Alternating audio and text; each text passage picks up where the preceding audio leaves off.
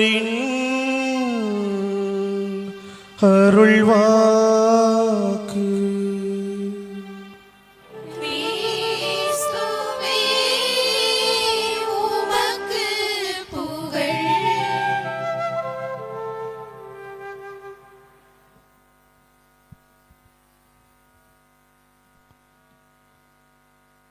நன்றி என்பது கடவுள் நமக்கு எவ்வளவு கொடுத்தார் என்பதில் அல்ல, மாறாக நம் உள்ளங்கள் எவ்வளவு நிறைவாய் உள்ளது என்பதில்தான் அடங்கியுள்ளது. நன்றி உணர்வு என்பது கடவுள் நமக்கு எவ்வளவு கொடுத்தார் என்பதை அல்ல, மாறாக நம் உள்ளங்கள் எவ்வளவு நிறைவாய் உள்ளது என்பதில் அடங்கியுள்ளது. நன்றி உணர்வு என்பது ஓர் கடமை. இது நற்பண்புகளின் தாய். ஒரு மனிதனின் உண்மையான முகத்தையும், ஒரு மனிதனின் உண்மையான பண்பையும், ஒரு மனிதனின் உண்மையான உணர்வையும் நாம் உணர்ந்து கொள்ள வேண்டுமாயின் அவர் எப்படி நன்றி உணர்வு மிக்கவராய் இருக்கின்றார் என்பதில்தான் அடங்கியுள்ளது.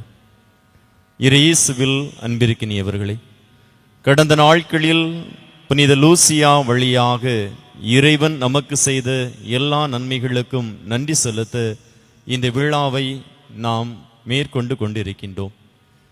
பல்வேறு வகையான நன்மைகள், மகிழ்ச்சிகரமான செயல்கள், வாழ்வில் நாம் எண்ணி நின்ற ஒவ்வொரு காரியங்களையும் கண்ணொளி தாய் வழியாக இறைவன் செய்த நன்மைகளுக்கு நாம் நன்றி செலுத்தி கொண்டிருக்கின்றோம். இவ்வேளையில் உங்கள் அனைவருக்கும் திருவிழா வாழ்த்துக்களை கூறிக்கொள்வதில் மட்டற்ற மகிழ்ச்சி அடைகின்றேன்.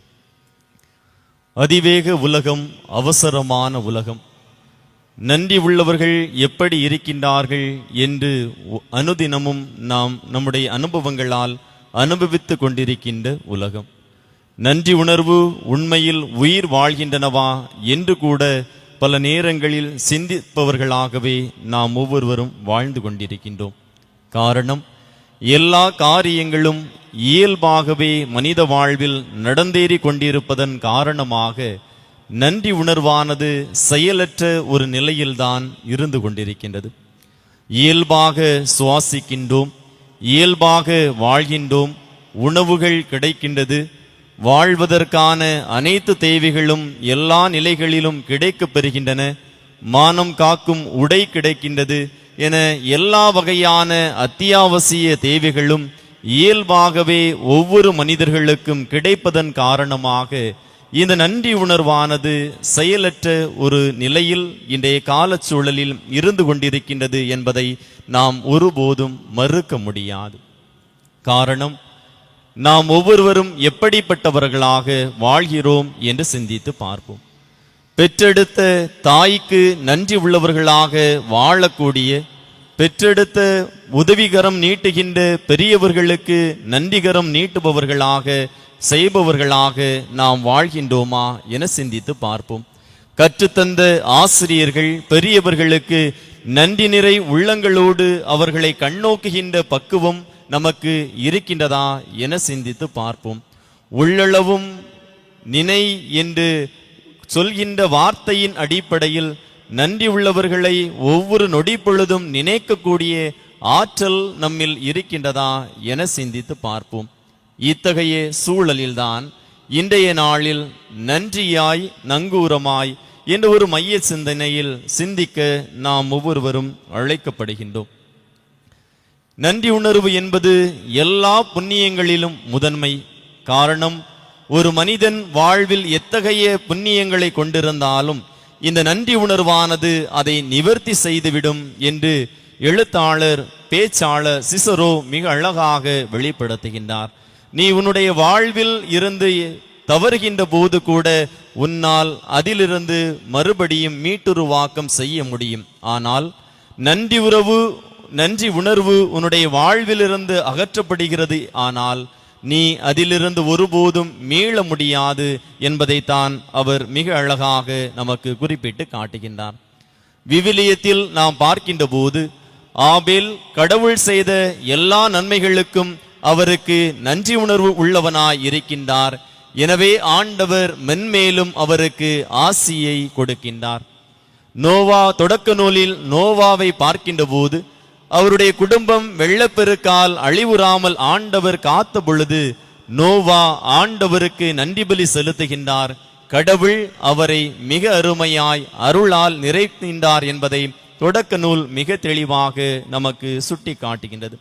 இஸ்ரேல் மக்கள் எகிப்து அடிமைத்தனத்திலிருந்து வெளிவந்த அந்த தருணத்தில் ஆண்டவர் அவர்களுக்கு செய்த எல்லா நன்மைகளுக்காகவும் நன்றி செலுத்துகின்ற ஒரு தருணம்தான் இன்றும் நாம் கொண்டாடுகின்ற அந்த பாஸ்கா விழா என்பதை நாம் ஒருபோதும் மறுக்க முடியாது.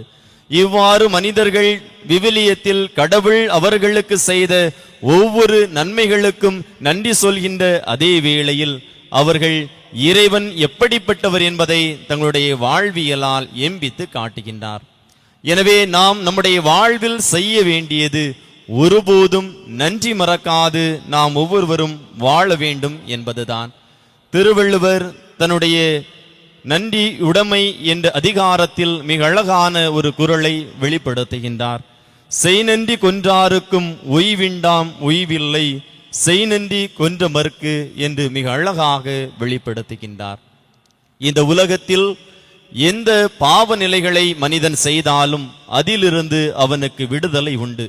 ஆனால் நன்றி மறக்கின்ற நிலையில் அவன் எப்படிப்பட்டவனாக இருந்தாலும் அவன் அதிலிருந்து மீள முடியாது என்பதைத்தான் வள்ளுவர் மிக அழகாக குறிப்பிட்டு காட்டுகின்றார். காரணம், எல்லா பாவங்களுக்கும் முதன்மையானதும் தலை சிறந்தாக இருப்பது நன்றி மறப்பது என்பதை வள்ளுவர் தன்னுடைய அதிகாரத்தில் மிக தெளிவாக வெளிப்படுத்துகின்றார். அப்படியானால் நாம் நம்முடைய வாழ்வில் எப்படிப்பட்டவர்களாக வாழ வேண்டும், எதற்கு நாம் நன்றி செலுத்த வேண்டும், எல்லா சூழலுக்கும் நாம் எப்படி கடவுளுக்கு நன்றி உள்ளவர்களாக வாழ முடியும் என்று பார்க்கின்ற போது இன்றைய முதல் வாசகம் அருமையான ஒரு வார்த்தையை வாழ்வியலை நமக்கு சுட்டி காட்டுகின்றது. எசாயா இறைவாக்கினர் 12ஆம் அதிகாரம் 4 முதல் 6 வரை அந்த இறை வார்த்தையில் அசீரிய படையெடுப்பில் அடிமைகளாக இருந்த இஸ்ரேல் மக்கள் கடவுளின் பேரன்பையும் அவருடைய இரக்க பெருக்கத்தையும் அவருடைய பாதுகாப்பையும் பராமரிப்பையும் நினைத்து எவ்வாறு கடவுளுக்கு நன்றி செலுத்தினார்கள் என்பதை இன்றைய முதல் வாசகம் மிக தெளிவாக நமக்கு சுட்டி காட்டுகின்றது. இந்த நன்றி தான் அவர்களில் நம்பிக்கையாக வெளிப்படுத்தப்படுகின்றது. ஒரு மனிதன் தன்னுடைய வாழ்வில் நன்றியை வெளிப்படுத்துகின்ற போது நம்பிக்கையானது வேரூன்றப்படுகிறது, நம்பிக்கையானது நங்கூரமிடப்படுகிறது என்பதுதான் உண்மையிலும் உண்மையாக பார்க்கப்படுகின்றது. இதைத்தான் 2 அரசர்கள் புத்தகம் 5ஆம் அதிகாரத்தை நாம் பார்க்கின்ற போது எவ்வாறு நாமான் இறைவாக்கினர் எலிசா வழியாக ஆண்டவரின் அருளை பெற்று கொண்டவராய் தன்னுடைய நம்பிக்கையின் அடிப்படையில் எவ்வாறு நன்றி உள்ளவராய் இருந்தார் என்பதை அந்த புத்தகம் மிக தெளிவாக நமக்கு சுட்டி காட்டுகின்றது. நம்முடைய புனித லூசியா தன்னுடைய வாழ்வில் எவ்வாறு அவர் கொண்டிருந்த அந்த நன்றி உணர்வு நம்பிக்கையாய் நம்பிக்கையின் வடிவில் நங்கூரமாய் விளங்கியது என்று பார்க்கின்ற போது வெறுமனே 29 ஆண்டுகளே இந்த உலகில் அவர் வாழ்ந்தார். கிறிஸ்துவை மறுதலிக்க வேண்டும், கிறிஸ்துவின் மீது கொண்டுள்ள நம்பிக்கையிலிருந்து விடுபட வேண்டும் என்று ரோமை அரசு அவருக்கு வெளிப்படுத்திய அந்த தருணத்தில் அவர் கிறிஸ்துவின் மீது கொண்ட நம்பிக்கையை ஒருபோதும் விட்டுவிடவில்லை. ஆழமாக இறுக பற்றி கொண்டார். மத்தேயு நற்செய்தியாளர் 10ஆம் அதிகாரம் 22ஆம் இறைவார்த்தையில் வெளிப்படுத்துகின்ற வார்த்தை, இறுதி வரை யார் மன உறுதியோடு இருப்பார்களோ அவர்களே மீட்கப் பெறுவார்கள். தன்னுடைய வாழ்வில் மன உறுதியோடு இருந்தவர்தான் நம்முடைய புனித லூசியா. இந்த மன உறுதிக்கு அவருக்கு காரணமாய் அமைந்தது இந்த நன்றி உணர்வுதான் என்பதை அவருடைய வாழ்வு வரலாறு மிக தெளிவாய் நமக்கு சுட்டி காட்டுகின்றது. எனவேதான் தன்னுடைய வாழ்வில் ஒவ்வொரு நொடி பொழுதும் அவர் உச்சரித்து கொண்டிருந்த வார்த்தை மத்தேயு நற்செய்தி 5ஆம் அதிகாரம் 8ஆம் இறை வார்த்தை, தூய்மையான உள்ளத்தோர் பேறு பெற்றோர், ஏனெனில் அவர்கள் கடவுளை காண்பார்கள் என்று. இந்த நன்றி உணர்வுதான் தூய்மையான உள்ளத்தை நம்முடைய புனிதையினுடைய வாழ்வில் மேலோங்க செய்தது. எனவேதான் வாழ்வில் ஒவ்வொரு நொடி பொழுதும் கடவுளை காண்பவராக, கடவுளில் நம்பிக்கை கொண்டவராக, கடவுளில் தன்னுடைய வாழ்வையை வேரூன்ற செய்பவராக நம்முடைய புனிதை வாழ்ந்தார் என்றால் அவருடைய வாழ்வில் அவர் கொண்டிருந்த அந்த நன்றி உணர்வுதான் என்பதை அன்பிற்கினியவர்களே நாம் ஒருபோதும் மறந்துவிடக் கூடாது. எனவே நாம் நம்முடைய வாழ்வில் எவ்வாறு நன்றி நிறை உள்ளத்தோடு வாழ வேண்டும், பயணிக்க வேண்டும் என்று பார்க்கின்ற போது கிடைக்கக்கூடிய தருணங்கள், கிடைக்கக்கூடிய சூழ்நிலைகள், செய்யக்கூடிய காரியங்கள், நம்முடைய எதிர்பார்ப்புகள் வாழ்வில் நிறைவேறும் பட்சத்தில் நாம் ஒவ்வொருவரும் நன்றி உள்ளவர்களாக இருக்க வேண்டும்.